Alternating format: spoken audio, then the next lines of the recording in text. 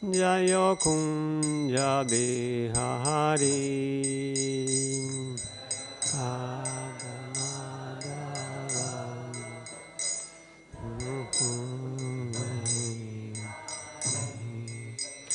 Jayo Radha Madhava Jayo kunja bihari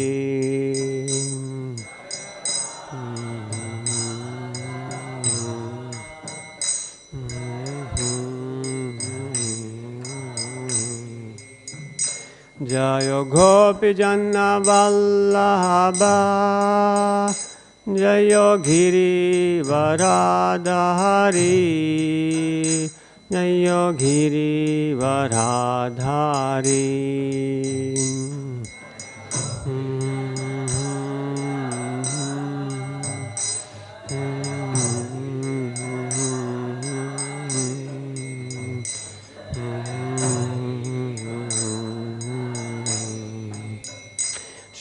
Shodanandana Bhraja Jana Ranjana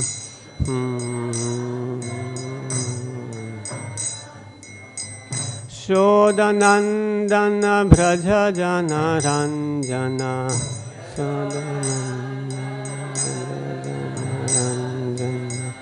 Munatira Vanachari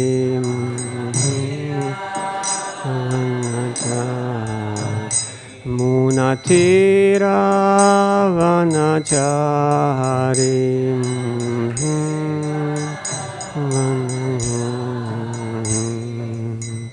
Jayo Radha Madhava Jayo Kunja Bihari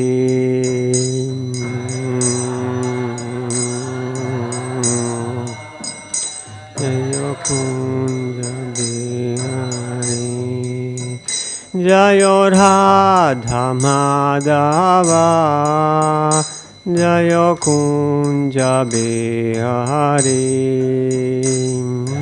Radha Madhava Jayo Kunja Bihari Jayo Gopi Janna Vallabha Jayo Giri Varadhari Jayo Giri Varadhari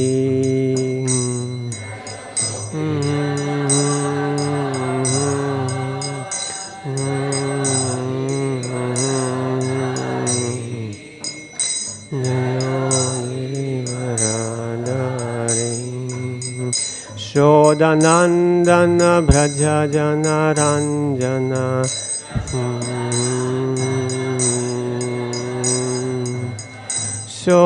Shodanandana Bhraja Jana Ranjana Shodanandana Bhraja Jana Ranjana Munatira Vanachari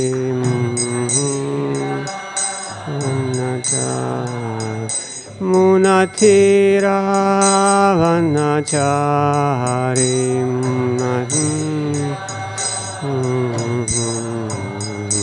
Jayo Radha Madhava Jayo Kunja Bihari Radha Madhava Jayo Kunja Bihari Jayo Radha Madhava Jayo Kunja Bihari Radha Madhava Kunja Bihari Hare Krishna Krishna Krishna Hare Hare Hare Rama Rama Rama Hare Hare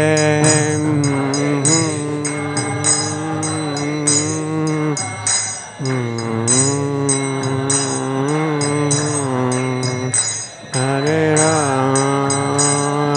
Rama Rama Hare Krishna, Krishna Krishna, Hare Hare, Hare Rama, Rama Rama, Hare Hare. Krishna, Krishna Krishna, Hare Hare, Hare Rama, Hare Hare, Hare Krishna, Krishna Krishna, Hare Hare, Hare Rama, Rama Rama, Hare Hare, Hare Krishna, Krishna Krishna, Hare Hare, Hare Rama, Rama Rama, Hare Hare. Shri Radha Madhava Ashtasakya Srimad Mahaprabhu ki jai, Shri Pancha Tattva ki jai, Nrisimhadeva Bhagavan ki jai, Srila Prabhupada ki jai.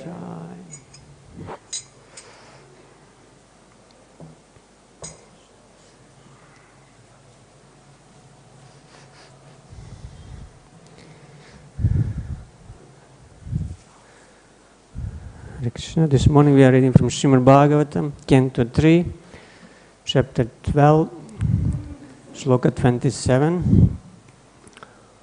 Om Namo Bhagavate Vasudevaya. Om Namo Bhagavate Vasudevaya. Om Namo Bhagavate Vasudevaya.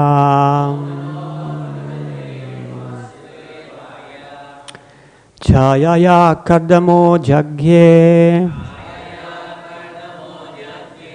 Devahūtyāḥ patiḥ manaso dehataś cedaṁ. Jajñe viśva-kṛto jagat. Chāyāyāḥ kardamo jajñe. Devahūtyāḥ patiḥ manaso dehataś cedaṁ. Jajñe viśva-kṛto jagat. Please chant.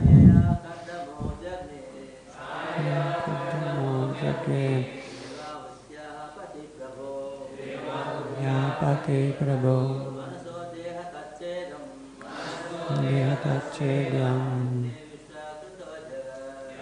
Viśva-kṛto jagat.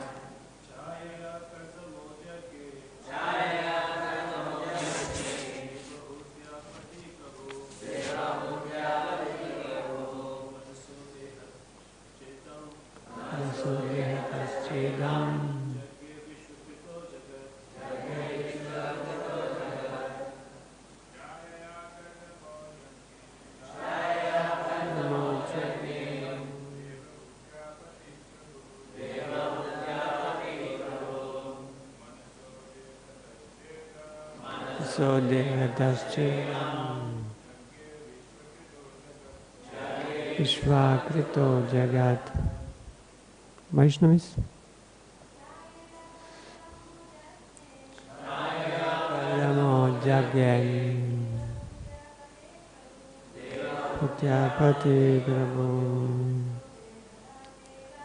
manaso dehataś cedaṁ. Viśva-kṛto jagat.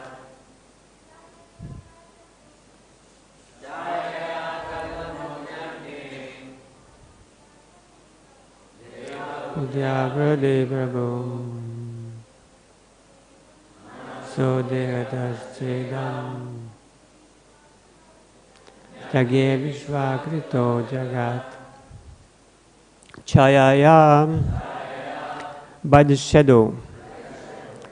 Kardama, Kardama Muni, jajñe became manifested, devahūtyāḥ of Devahūti, patiḥ, husband, prabhuḥ, the master, manasaḥ, from the mind, dehataḥ, from the body, cha, also, idam, this, jajñe, developed, viśva, the universe, kṛtaḥ, of the creator, jagat, cosmic manifestation.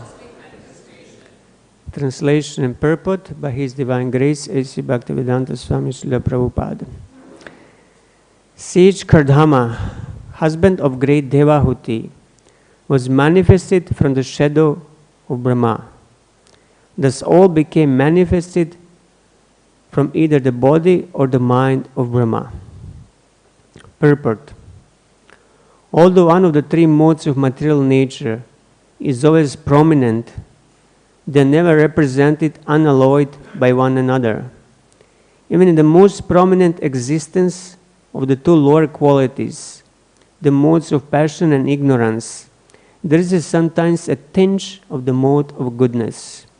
Therefore, all the sons generated from the body or the mind of Brahmā were in the modes of passion and ignorance. But some of them, like Kardama, were born in the mode of goodness. Nārada was born in the transcendental state of Brahmā.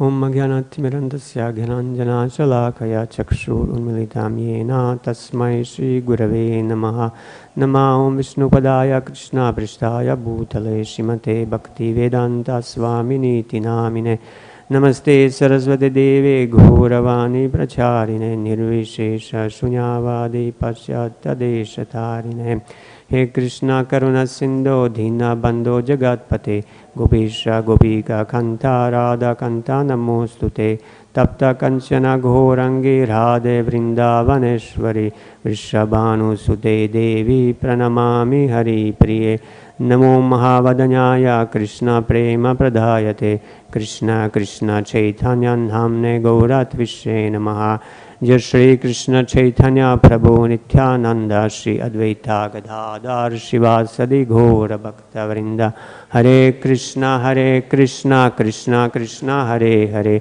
Hare Rama Rama Rama Hare Hare Vanchakalpatarubhyascha Kripa Sindhubhya Evacha Patitanam Pavenebhyo Vaishnavebhyo Namo Namaha. Hare Krishna. So here we have description how some sons of Lord Brahmā, they were in lower modes of ignorance and passion, and some were created in sattva guna, like Kardama Muni, and some, like Nārada, they were in a Shuddha Sattva, above the modes of material nature. So everything we see in this world is the result of these three modes: Sattva, Rajas and Tamas. Goodness, passion and ignorance. All of our interactions and transactions in this world, they're based on a particular combination of these modes. And they're never fixed, they're always fluctuating. Even within one person, with a particular combination of the modes, in different times of the day, these modes are fluctuating. So sometimes in the morning, you're more in sattva, in the evening, more in tamoguna. It's always changing. And Krishna is describing this in the 14th chapter of Bhagavad Gita. Rajas tamas chabi bhuya sattvam bhavati bharata. Rajasattvam tamas chaiva tamas sattvam rajatata. So sometimes the mode of goodness becomes prominent, defeating the passion and ignorance.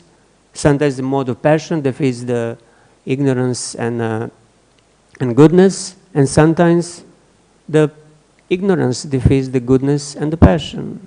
So it's In this way, there is always fight for supremacy.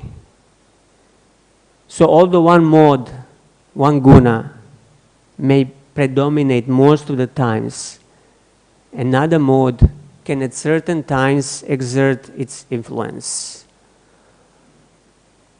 Can we find any examples of this in one person, for example? One that comes to my mind from the Bhagavatam is the hunter Mrigari. In which mode he was? Obviously, he was in the mode of mostly tamoguna. Maybe some passion was there. He was hunting animals, killing animals. This is, ignorant activity. But then when he met saintly person Kardama Muni, some goodness, immediately came into his heart, and he was hesitant to blaspheme him, to criticize him. So the goodness that came to his heart under the influence of Nārada basically saved him.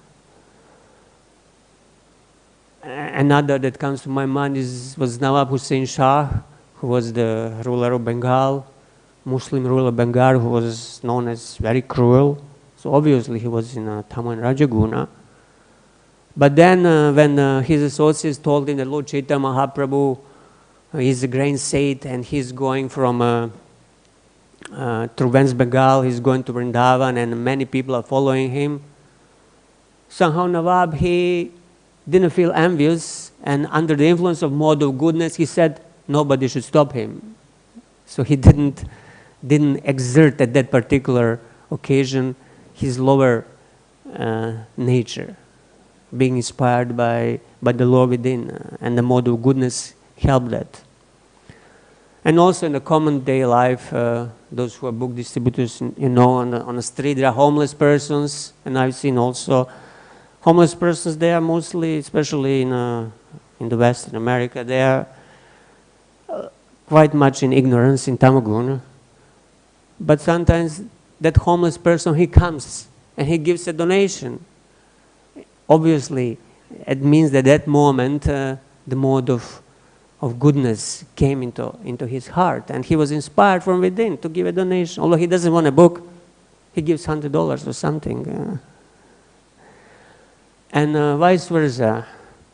Somebody who is mostly in a mode of goodness, in sattva, could at certain occasions become overcome by lower modes, by rajas and tamas. Example of this is Ajamil. He was a Brahmana, very, cultured, paka, pure. But when he spotted that Shudra man embracing low-caste woman, Rajaguna overcame him. He just couldn't control it, and then the rest of his life was under the moods of rajas and tamas. But previously he was in a sattva guna. So in this way, we don't know which mode, which will exert which influence at which time. We are never sure. Even if we are in so-called material sattva guna, we are in danger. So as long as we are not above the mind, as long as we are not on a Brahma Bhuta transcendental platform, these modes will have impact on us and influence us. They will influence our activities, and for us, for devotees, obviously they will influence our devotional service, our devotional practice. That's why it's very important to become aware how these gunas are exerting their influence on our mind, and to become aware of our state of mind. Because our state of mind will determine our destination after that. So if at the present moment I'm not aware in which state of mind I am, which guna is exerting influence on me at the particular moment, whether it's rajas, tamas, or goodness, how I'm going to be aware of that at the moment of that? And how I'm going to control it, how I'm going to put myself in the right state of mind at the moment of that, if I'm not able to put myself at the right state of mind in this present moment. Moment of that will be much more easy. There'll be sickness, there'll be bodily pains. So at least now, in the present healthy state of mind, I can try to influence my mind and to put myself in the right guna, so to say, in order for it to be conducive for my devotional service. Here in this verse we have an example of Lord Brahma. He's doing what? He's generating children. He's creating children. He doesn't need a wife for that. He can do it himself. And some of them are born in Rajas and Tamas, and that depends on Brahma states of mind. Those who were born in Rajas and Tamas, they were created when Brahma's mind was predominantly ruled by Rajas and Tamas. And those like Kardama, they were created when his mind was in predominantly in Sattva Guna. And then when his mind was in Shuddha Sattva, Nārada manifested. So this reminds me about the importance of Garbhodana Sanskara, for example, for the conception that the Grihastha is supposed to do. They're supposed to bring their mind in the proper state in order to attract the jiva which is elevated. Otherwise, if our mind is in a state of Rajas and Tamas, obviously most probably we will attract such jiva that will be in the Rajas and Tamas. So, how can we judge which mode is influencing us at a particular time? We can judge that by observing the qualities that are manifesting in ourselves at that particular moment. And Lord Krishna, he is explaining this in 11th canto of the Bhagavatam in Uddhava Gita. So he's describing the qualities that are manifested from sattva. I'll read some of them to familiarize ourselves with those qualities. So he says, mind and sense control, they are manifested from sattva. Tolerance. So if I'm not able to tolerate, that means it's a lack of sattva guna, basically. Discrimination. Sticking to one's prescribed duty. If I want always to change what I'm doing because I consider my duty too difficult, again, this is Rajaguna, not Sattva Guna. Truthfulness. Truthfulness is manifested from Sattva Guna. Mercy. Careful study of the past and the future. Satisfaction in any condition. This is a difficult one, to be satisfied in any condition. But it's a sign of mode of goodness. If whether I'm rich or poor, or whether I have what I want or I don't have, if I'm satisfied, that means that Sattva Guna is influencing me. Generosity. This is the quality manifested from Sattva Guna. You can ask why rich persons who are billionaires, why they are not generous? If they are not, and this is because they are not in Sattva Guna. They may have billions of dollars, but they don't feel very generous. Or even if they do some so-called philanthropic activity, it's just a cover-up for another business. The next word, the renunciation of sense gratification, faith in a spiritual master, being embarrassed at improper action. This is the quality arising from Sattva Guna. In the next verse and the few next slokas, we'll see Lord Brahma being attracted to his own daughter, and he will be embarrassed actually because of that. And this is the result of Sattva Guna. Charity, simplicity, humbleness, satisfaction within oneself are qualities of the mode of goodness. Then Lord Krishna, he goes on to enlist the qualities manifesting from Rajaguna. Material desire, great endeavor, audacity, dissatisfaction, even in gain. So I'm gaining something, I'm earning some business, but I'm not satisfied. I want more, so I invest more. I'm trading stocks, cryptos. No, but I'm not happy with $10,000. I want more, so I invest more, and then I lose everything. So like this, and we should not take that as devotees we are not influenced by this. I know one devotee is living in Vrindavan for many years. He has everything. He has a nice house. He has a lot of money. But still he has to do some business. He just cannot sit still. It's just his nature that Rajaguna is too strong and he has to do something. False pride is the result of Rajas. Praying for material advancement. If you go to the deities and Krishna, please give me this, give me that, obviously it's a mode of passion. Considering oneself different and better than others. Sense gratification. A rash eagerness to fight. If at small provocation I want to fight verbally or physically, that means it's very strong Rajaguna. Fondness for hearing oneself praised.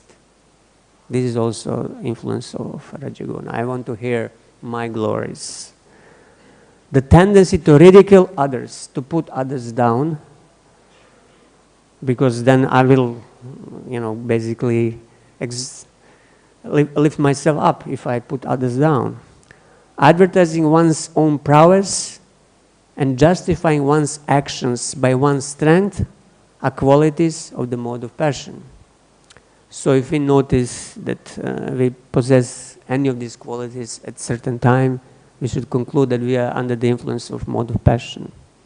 And then the tamaguna, Krishna is saying, intolerant anger, anger that you cannot tolerate. You have to go and tell him what's wrong with him. It's just, you cannot hold it to yourself. Stinginess, if you just see, poor person on the street and he's hungry and he's, putting his hand, and if you don't give him 10 rupees, that means you maybe are stingy. Speaking without scriptural authority, violent hatred, living as a parasite. This is interesting, living as a parasite. Hypocrisy, chronic fatigue. Actually, there is a disease called chronic fatigue. If you go to doctor, and he might diagnose you with the chronic fatigue symptoms. I had a friend, he was basically from morning to evening in the bed, he just had no energy, nothing. He couldn't do anything. You can say it's a medical condition, but according to this, it's also, the influence of Rajaguna, of Tamaguna. Quarrel, lamentation, delusion, unhappiness, depression, sleeping too much, false expectations, fear, and laziness constitute the major qualities of the mode of ignorance. So if one doesn't like his present reality, he just wants to sleep and forget it. And then he finds some satisfaction in that. But it's a result of the tamaguna. So everybody has some combination of the modes in different proportions. So when they combine together in the individual, they create something called ahankara or ego, false identity. So Krishna says in Uddhava Gita, my dear Uddhava, the combination of all the three modes is present in the mentality of I and mine. So what happens when particular guna conquers other two gunas? Again, Krishna is explaining, when the mode of goodness, which is luminous, pure, and auspicious, predominates over passion and ignorance, man becomes endowed with the happiness, virtue, knowledge, and other good qualities. Fearlessness, detachment. And what is important in this mode of goodness, one has opportunity to realize me, Krishna says. So if we in goodness, we have opportunity to realize Krishna. Animals, they are in a tamaguna, and obviously they don't have much opportunity to realize Krishna unless they're very lucky, like that dog that Lord Chaitanya fed in a puri by the mercy of Shivananda Sen, or something else extraordinary.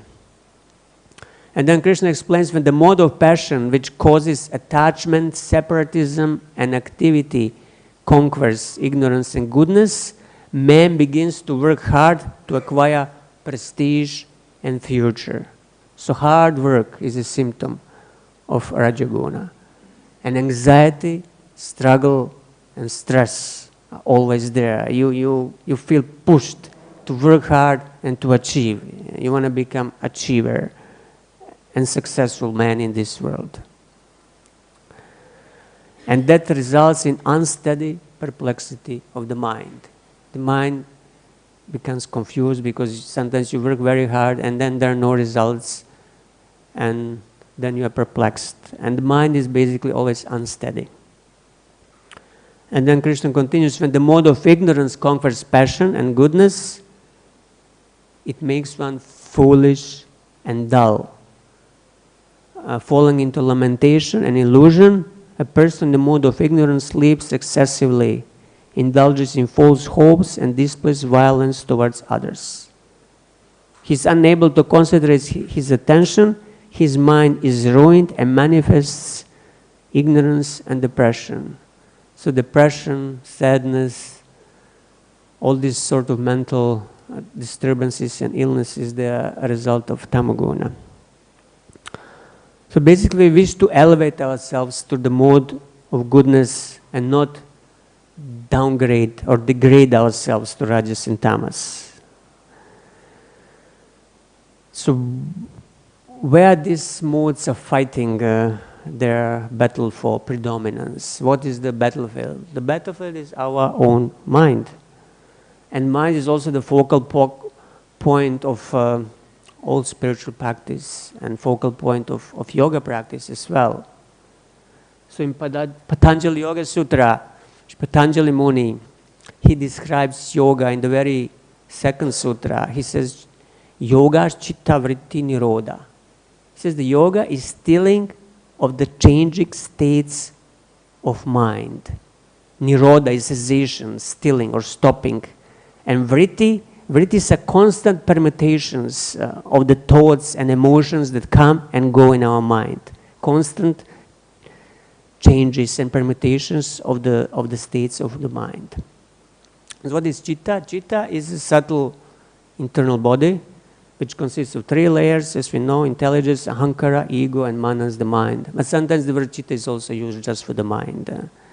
So as the body undergoes transformations from birth, growth, old age, disease, and death, similarly the subtle body or the mind transforms through happiness, distress, peacefulness, anxiety, fear, courage, and so on and so forth. So due to these transformations, we misidentify ourselves with our body and with our mind. And yoga or any other spiritual practice, like devotional service also, is meant to prevent mind being molded into these endless verities, endless permutations, impressions and thoughts of the mind.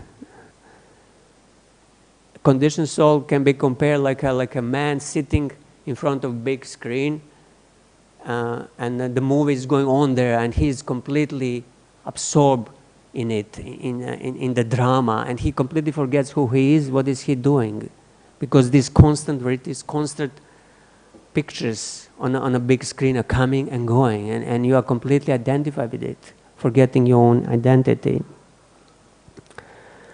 So what are the constituents of the citta, of the subtle body, or constituents of the mind? These 3 gunas: sattva, rajas, and tamas. So with some practice, one can develop the combination of the gunas that will help us in our endeavor, which is spiritual life. So you can say, oh well, this is too difficult. How am I going to change my guna? It's not that easy. But Srila Prabhupada, he doesn't think so. In a purport on that Bhagavad Gita verse that I quoted at the beginning, Prabhupada says, if one wants, he can develop by practice the mode of goodness and thus defeat the modes of ignorance and passion. One can similarly develop the mode of passion and defeat goodness and ignorance. And one can develop the mode of ignorance and defeat the goodness and passion. Although there are these three modes of material nature, if one is determined, he can be blessed by the mode of goodness. So if one is determined, he can actually develop the mode of goodness. And by transcending the mode of goodness, he can be situated in a pure goodness, which is called Vasudev state, a state in which one can understand the science of God. So the goal of all yogas, including Bhakti Yoga, is to maximize the presence of the Sattva Guna and to minimize Rajas and Tamas, passion and ignorance. Strictly speaking, as long as we are embodied, we cannot live without Rajas and Tamas, because small amounts of Rajas is necessary for movement, for digestion of food. Without small amount of Tamaguna, you wouldn't be able to fall asleep. But if the Sattva Guna controls, it predominates, then it can control these other two gunas. For example, instead of overeating, I will eat moderately under the influence of Sattva Guna. Instead of oversleeping, I will sleep as much as is necessary. That means the Sattva Guna should control the other two gunas. So Rajas and Tamas, they are obscuring the mirror of the heart. And that's why we cannot see ourselves. But once this fog and dirt on the mirror is removed, one can perceive his own real nature. So in the Bhagavatam, in the first canto, second chapter, we find Tada rajas tamo bhava kama loba dayaschaye cheta eter anarvidam stittam sattve prasidati. As soon as irrevocable loving service is established in the heart, the effects of nature's modes of passion and ignorance, such as lust, desire, and hankering, disappear from the heart. Then the devotee is established in goodness and he becomes completely happy. So in other words, the mind becomes unaffected by lust, greed, and anger, which all arise from Rajas and Tamas. And Vishnu Chakravarti Thakur, he explains in the purport to this verse the transformations of mind arising from effects of Rajas and Tamas, such lust and greed, they completely stop. Anavidam, at which stage? At stage when one has no more taste for material objects, but he has only taste for Krishna's name, form, qualities, and pastimes. This is the stage of ruchi. And then going further on, when one mind becomes completely fixed in meditation on the Lord's form, he becomes established in Shuddha Sattva. And this is the stage of Asakti. That means at the stage of Asakti, one has transcended the lower modes of nature, and he became transcendental to the modes, even to the material Sattva Guna. But, of course, to come to Asakti is not easy.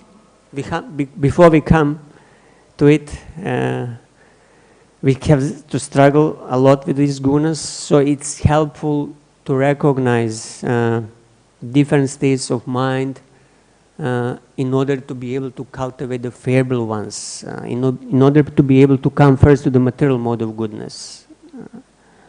So again, in the Patanjali Yoga Sutras, in the commentary of the first sutra, commentator Vyasa, who is commenting on Patanjali Yoga Sutras, he explains 5 different states of mind. First, he mentions kshipta. It's a state of mind sometimes called monkey mind or wandering mind. It's stayed completely under the influence of Rajas and Tamas. Means that mind is very, very restless and always jumping from one object to another. Like you have a TV and you have remote control and you watch it for 30 seconds, one channel, then you switch to another channel, another channel, another channel. You cannot stop changing it. So this jumping is also aggravated in the present age when we have these gadgets, smartphones and other gadgets, and every few minutes there is a beep, the message is coming, WhatsApp, Instagram, Telegram, this, that, and you cannot resist to check who is messaging me. So somehow the mind is finding some pleasure in this constant jumping from one object to another. That's shipta. And obviously no meditation is really possible in this state of mind. Also japa, meditation on holy names will be very, very poor because the mind cannot stick to the holy name, cannot really hear the sound of the holy name. So when this kshipta goes into some extremes, one develops, anxiety, panic attacks, depression. It goes into the, mental disease basically. Then there is a second state of mind called mudha. It's confused mind, sometimes also called donkey mind. It's predominantly under the influence of tamoguna. The mind is possessed by tamas like in a deep sleep. So one is completely lethargic, dull, sluggish. There is a very thick layer of tamas. We feel lack of vitality, lack of energy. Our concentration is very poor. You just want to sleep, basically. It's depression, also sadness is also one of the symptoms of the mudha mind. So where the mind finds satisfaction here, he finds it in forgetfulness. He just wants to forget this reality that he doesn't like, so he wants to sleep. Next, third state of mind is called vikshipta.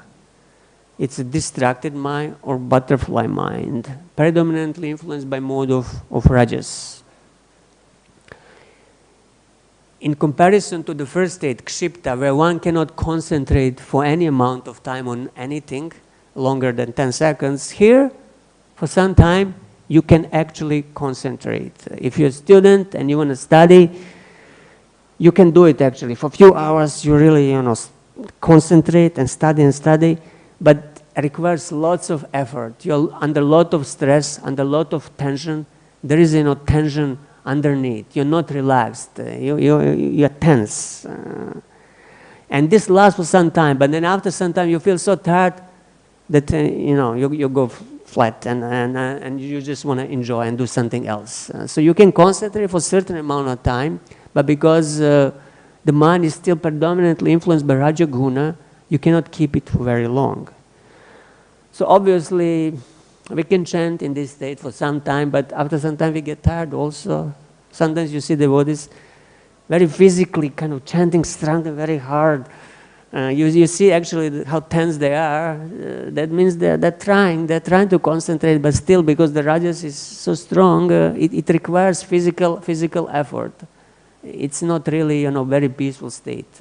With some effort, you can do it, but it doesn't last very long.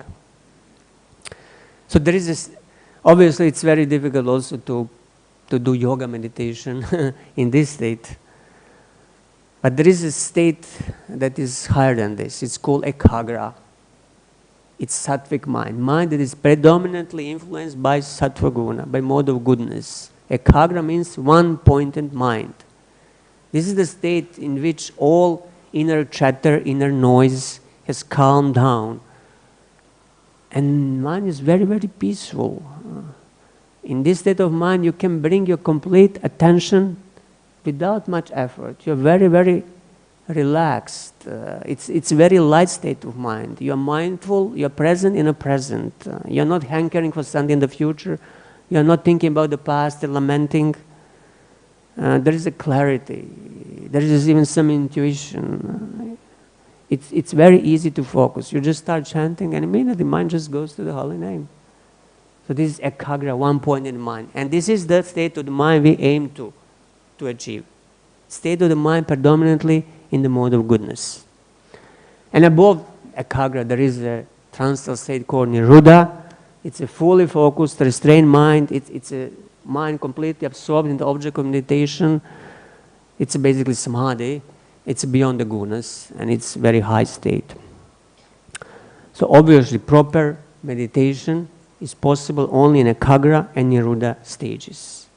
First 3 stages, kshipta, mudha, and vikshipta, they're not really conducive to meditation. So how we come to this ekagra stage? This is the question. So we read that tamo rajas tadabhava, that shloka from Bhagavatam, and before that we hear Srimad Tansvakata Krishna Punya Shavana Kirtana Hridyantas Tohya Bhadrani Vidunoti Suharit Satam.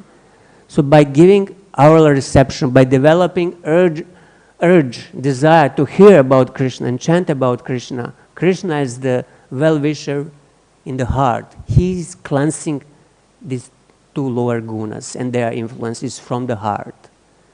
And then, what is the next verse? Nasta praishva bhadrishu nityam bhagavata seva. So, abhadrishu, whatever is inauspicious in the heart becomes removed.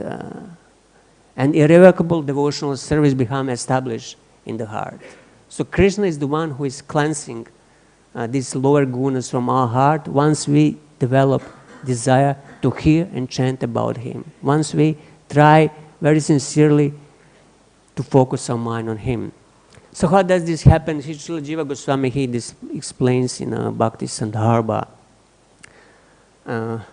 He says, at first a person must hear the holy name to achieve the purity of the chitta. So first we need to purify our subtle body, to purify our mind in order to be able to actually meditate on Krishna. So first step is to hear the holy name. And then he says, thereafter, when his chitta becomes pure, it is fit place for Lord's beautiful form to appear. And as soon as the Lord's form manifests in his heart, as a result of hearing descriptions of that form, devotee experiences spurtis, revelations about the Lord's qualities. As the Lord's qualities fully unfold, then defining characteristics of his associates became manifested. That means first one realizes the Lord's qualities, form and qualities, and then he becomes aware of the Lord's associates, the Lord's parshadas. After that, when the Lord's name, form, qualities, and associates have completely manifested in the bhakta's heart, the Lord's pastimes blossom in full splendor. So this is sadhana krama. This is progression of sadhana that is being delineated in this way with the intention of acquainting the devotees with the sequential process involved in the Lord's appearance in their heart. The same sequence is applicable in regard to practice of kirtana, chanting, and smarana remembrance. So this is sadhana krama, how actually one's mind becomes purified from the lower gunas and established in Shuddha Sattva, in meditation, Lord's name, form, qualities, and pastimes. So what should we do? We should hear and chant about Krishna with one pointed attention, sincerely.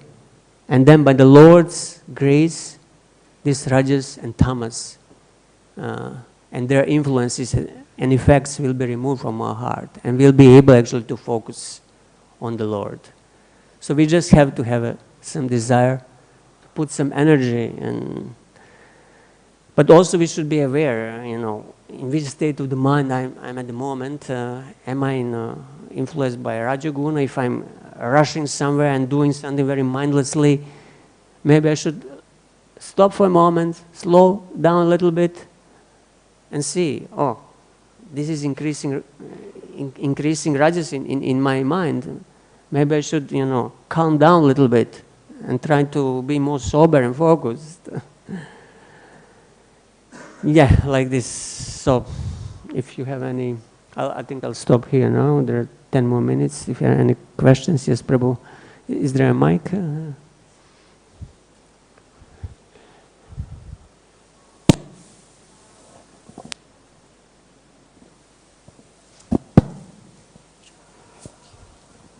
Hare Krishna, Prabhuji. Thank you so much for wonderful, very detailed class upon mind.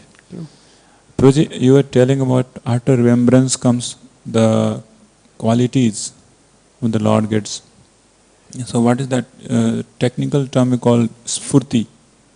Yes, spurti means that you have flash-like vision. For a moment, either you see the Lord's form, or the form of the Lord's associates, or you have a realization of one quality of the Lord, how He is magnanimous, how He is bhaktavatsala. You become aware of that quality. That's called spurti, you know. Short, flash-like visions. That's called spurti. And that comes, of course, at the high stages of ruchi and asakti. These spurtis start manifesting. And in this way, the devotee becomes more and more attached to Krishna, because for a moment he sees his form and he sees how Krishna is beautiful, and then it disappears, and then he feels separation. So spurti, it comes only at the Shuddha Sattva platform, means once the mind is completely absorbed in the meditation of the Lord, then the spurti come naturally. It's not something that you impose artificially on your mind. It's not something like you try to visualize. No, it comes by the grace of the holy name. The name manifests these forms. While you're chanting the holy name, you know, the remembrance might come naturally. That's called spurti. It's not that you are trying artificially to remember something. So the holy name is the beginning. The name manifests everything else. It has to start with the holy name. You cannot really start with the smaranam. Smaranam, with the impure, uncontrolled mind that is still under the rajas and tamas, is just not possible, because it's very unsteady mind. How can you concentrate for any amount of time on the Lord's form? The mind has first to become pure, and Srila Jiva Goswami, he explains very clearly that one must chant the holy name of the Lord to purify the chitta, to purify the mind. Only once the mind came to this ekagra stage, in a sattvic stage, you can actually hear and meditate very attentively. And then that cleanses the mind further and brings you to Shuddha Sattva. And then in this Shuddha Sattva, these spurtis start coming gradually by the mercy of the Lord. Is that okay? Prabhuji, sometimes devotees they chant keeping Radha Krishna photo in front of them. So is this recommendable? What you say about it? Srila Bhakti Thakur also recommends doing this, sitting in front of the deity of the Lord. Yeah, it's you cannot say it's artificial. It's inspiring you to, because the name and the form are not different. So it's inspiring you to focus more on the name by looking at the form. So nothing is wrong with that. It's not that you are trying artificially to visualize. You look at the deities and you're praying to them, and it's helping you to focus more. So it's recommended practice by acharyas. Thank you. Anybody else? Yes, Prabhu.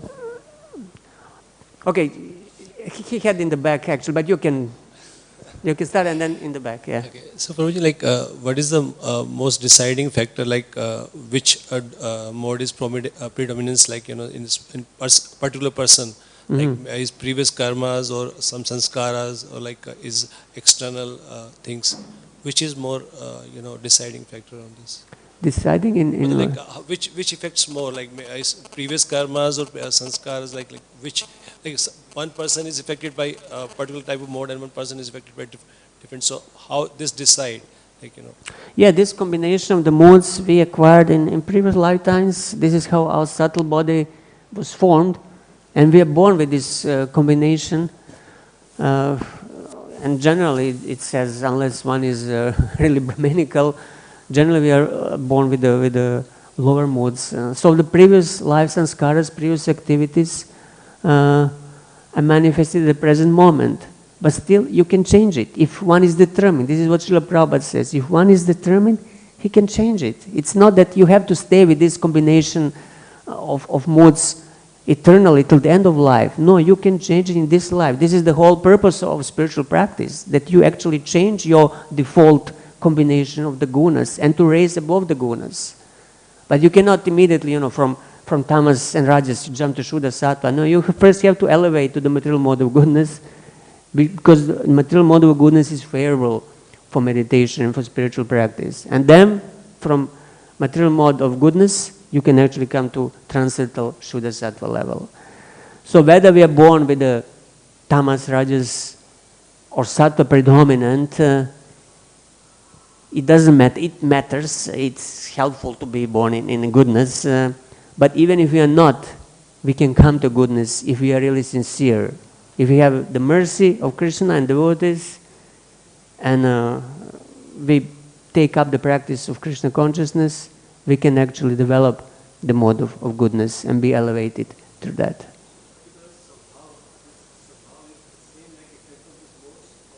Yeah, particular svabhava is the effect of these modes. Different mixtures of the modes create the svabhava, the nature, conditioned nature. But we want to change the conditioned nature. It can be changed by spiritual practice, by Krishna consciousness, by bhakti yoga. It can even be changed by, other yogas, like Ashtanga yoga, but much more difficult. It's actually much easier to change it by chanting the holy name. This is the most effective way of cleansing the mirror of the heart, of cleansing the chitta and changing one's svabhava. Chanting the holy name is the most powerful method. Ashtanga yoga meditation can also do it, but it takes much longer. It's very impractical in this age, and basically nobody can do it properly. Yes, Prabhu. Hare Krishna. You mentioned in the class that as Shakti, there is a descent of Shuddha Sattva there's in the heart. Could you elaborate on that a little more?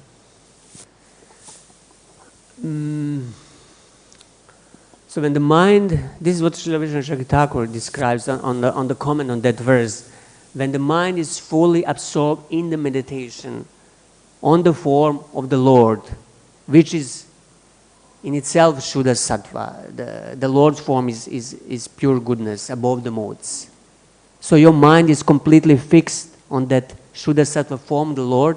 Your mind also acquires the nature of Shuddha Sattva, of purified transcendental goodness. Means it becomes transcendental to the modes of passion, ignorance, and material sattva guva. It becomes transcendental to the modes. It's not anymore under the influence of the modes. You are not anymore controlled and moved in this world by these modes. This is Brahma Bhuta stage. So Shuddha Sattva is just simple stage of constant meditation and absorption in the Lord. And in that state, one is not anymore under the influence of the three modes of material nature. One is basically transcendental, although he might be still embodied externally in the material body, but his mind is completely transcendental above the modes. This is called Shuddha Sattva. Otherwise, Brahmanas, they're said to be just in material sattva guna, but this is still material mode, and there are some tinges of passion and rajas and ignorance. Even on material platform, there must be some tinges, as the verse describes. It's not possible to have a pure sattva guna. To have pure sattva guna is possible only when one raises completely above the material modes, when one is established in a meditation on the form, qualities, pastimes of the Lord. This is the stage of basically samadhi, and in that state, gunas do not affect us anymore. Yeah, we have to realize that. Just speaking about it can give us some idea, but we have to come to that, and that's only possible through personal realization. Yes, Prabhu. Hare Krishna, Prabhu. So regarding this ekagra chitta, I was remembering the verse from Bhagavad Gita, Vivasayatmika buddhi. And in commentary of that verse, as Prabhupada quotes, Vishnu Thakur says that making the instruction of a spiritual master as life and soul. So is there parallelity in these two? Yeah, this is one-pointed mind, and this is one example of one-pointed mind to completely focus on instructions of the spiritual master. But that one-pointedness will bring you also to the one-pointedness of being completely absorbed on the Lord's holy name, form, qualities, and pastimes.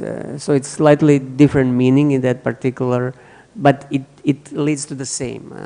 The goal is to become completely absorbed in the Lord, His name, form, qualities, and pastimes. That stage of samadhi, devotional samadhi.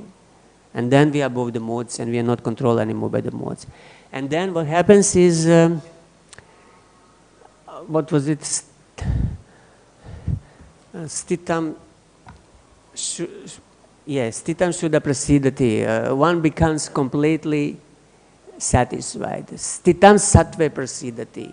Once established in this shuddha sattva, you become completely joyous and happy. The soul becomes really satisfied. Stitam sattva prasidati. This is the result. One becomes transcendentally happy.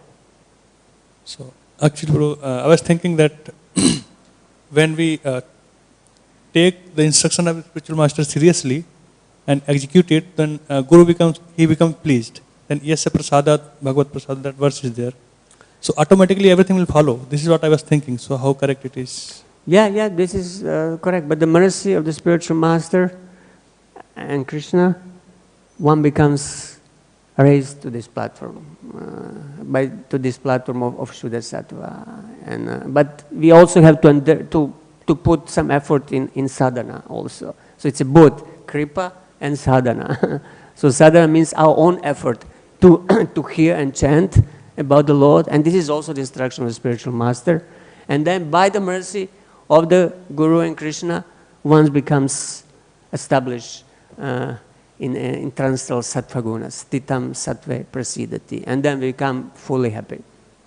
This is the goal. Anything else? Okay, thank you all very much. Srila Prabhupada ki jai, Srimad Bhagavatam ki